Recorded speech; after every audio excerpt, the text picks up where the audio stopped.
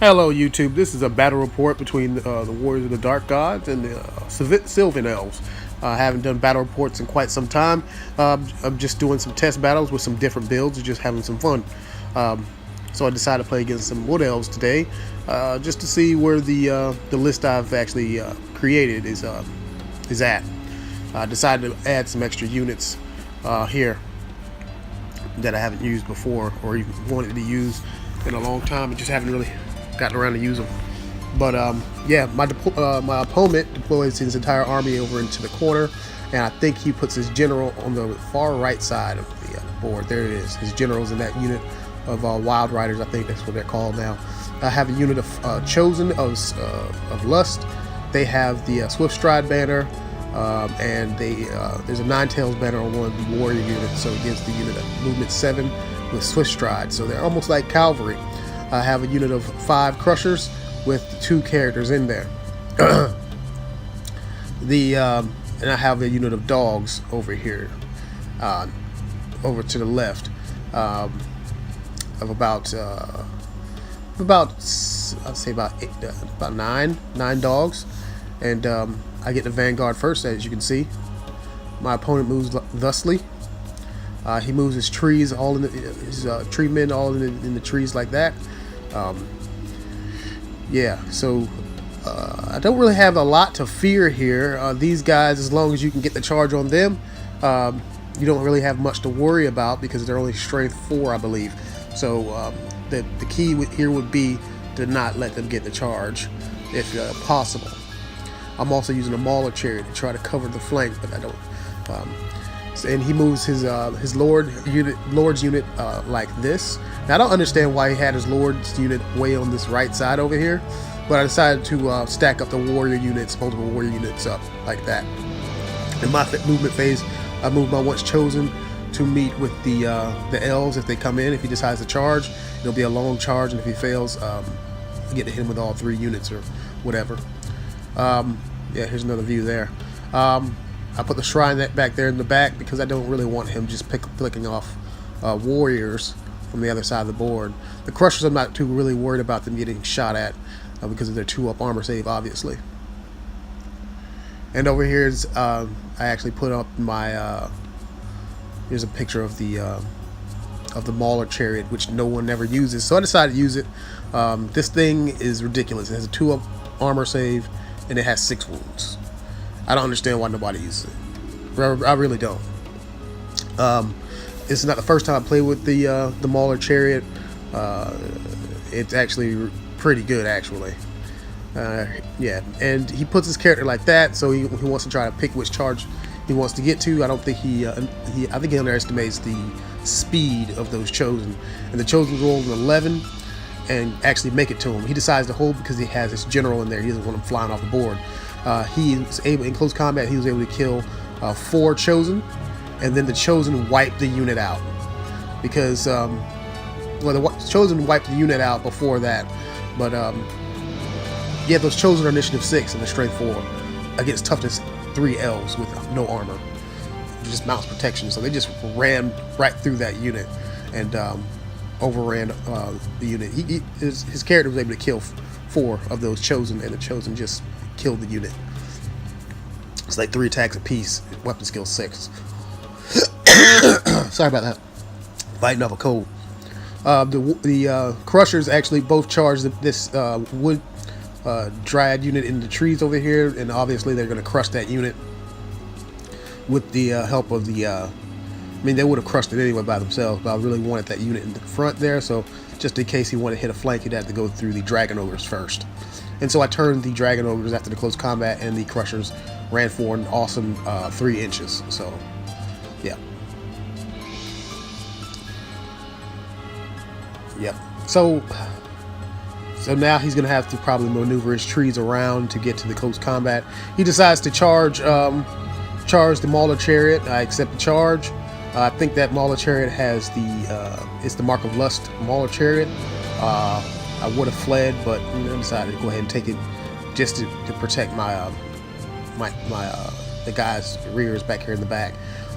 In his turn, he decides to charge in his tree and tree man and unit of Dryads into the dragon ogres. They have halberds, so they're going to be strength 6 in close combat, 3 attacks apiece, and strength 5 stomps. So, and they have 2 stomps each, not 1.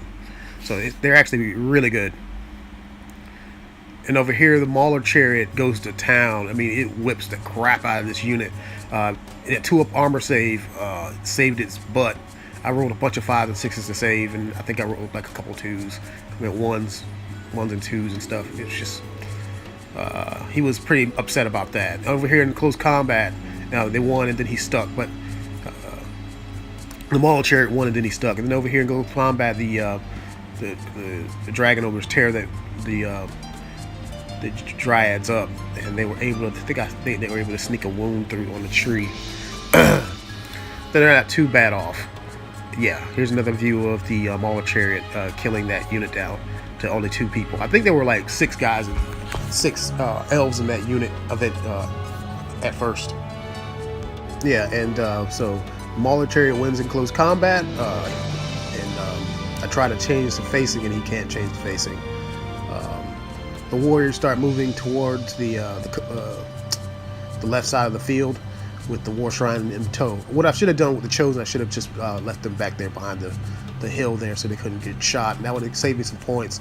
So I got to keep that in mind when I go into tournaments to make sure I try to save my points where I'm needed, because you really don't need those guys to come over there now. I mean, judging from what the left side of the field looks like, I really don't need them over there. I did move my fall in front of his unit so I can redirect them, because they're frenzied, so they're going to end up running off the field if they charge. Yeah. And over here in close combat, his tree was able to do 3 wounds onto the dragon ogres, or the dragon centaurs, and I was able to do quite a few wounds against the trees there. And then I turned the chariot around to face the flank of the well, not to face the flank, but when they come back in, the chariot will be able to charge them and maybe wipe them out if the tree doesn't charge. So I'm kind of forced in his hand here.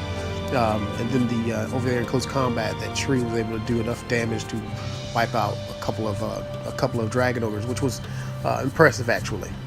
I think he hit with almost everything and then he wounded with everything. So he killed quite a few of them. In his turn, he decides to charge in his tree into the chariot. I hope he whiffs so the chariot can just kick his butt. Then now, that'd be awesome. But the chariot's already done its job. And over here, I have my characters in here. I'm thinking about charging one of the characters out. I don't know which one, but to help out the close combat over here. I think I may end up charging the Wrath Priest out. He moves his archers forward to try to block my charge, which is smart. I think he ends up destroying the Mauler chariot. Yep, and overrunning. So he wants to get a piece of these warriors over here. At this point, with the warriors, I should have backed up, because they're only strength 4. They need like a ton of 6s to kill him. He has that ward save, so it's unlikely that these warriors will be able to do anything to him other than just hold him up. And I know he won't send the tree into the crushers, because that would be death. Over here, I did end up charging the Wrath Priest out, and he has the Jack's pickaxe, so I think he has a pretty good chance of taking this tree out if he can roll a 4 to wound. The tree was able to kill the last dragon ogre, centaur, and I could not score a wound on this guy. Just couldn't do it. Couldn't roll a 5 on my 4 to wound at all. And if I did roll a 4, I think he saved it. So yeah, it sucks. It sucks. He was able to throw his archers out in front of the crushers like I thought he would. I'm probably going to end up charging the side of those archers with my general, because I'm pretty much not afraid of anything he has in shooting over here. Yeah. In his turn, his wild riders are able to enter into the board, and yeah, they're going to probably end up trying to charge one of the warrior units, which I'm okay with that. Either the warrior unit or the shrine. Yeah, he was able to shoot off all my chosen except for one guy. One guy left. So yeah, I should have went the other direction instead of moving those chosen, because I think he wants to get those points out of that unit, because yeah, he pretty much lost his general and got nothing in return out of it. In close combat, his tree was able to do 1 wound on the Wrath Priest, and he wasn't able to reform. So the Wrath Priest is on this guy's flank, and so we stick. Over here, he moves his tree up, and then in my turn I move the crushers like that, so I can actually get the tree, and I move all those other units like so. So if you would a tree were to attack one of the units, hopefully that unit will stick around and it gets steadfast, and then I can hit him on the flank with the crushers. That was my plan anyway. Over here in close combat, it was like a pillow fight. Nobody did anything. Wrath Priest is still alive. My Crusher Lord was able to get into the flank of his archers, which that means death for the archers. And then this chosen guy tried to get away. I tried to push him away so I can save some of those points, because the unit is 400 points. So if I can at least save at least 200 points, that can go towards victory at the end. And I was able to get off Break the Spirit on his unit there. So if they want to charge in, they're going to have to possibly take casualties on the way in. Yep, that is, yep. And here's the pillow fight. He does another wound on the Wrath Priest, and the Wrath Priest could not roll a 4 to save his life at all. Not to wound anyway. He was able to hit, but not to wound. The Crusher Lord destroys that unit down to like a couple of guys, and they're going to end up fleeing, most likely.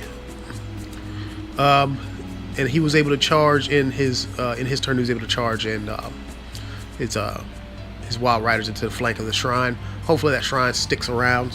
If not, then yeah, it's all good, because he's gonna have to overrun, and when he overruns, I'm gonna have to hit him on the flank.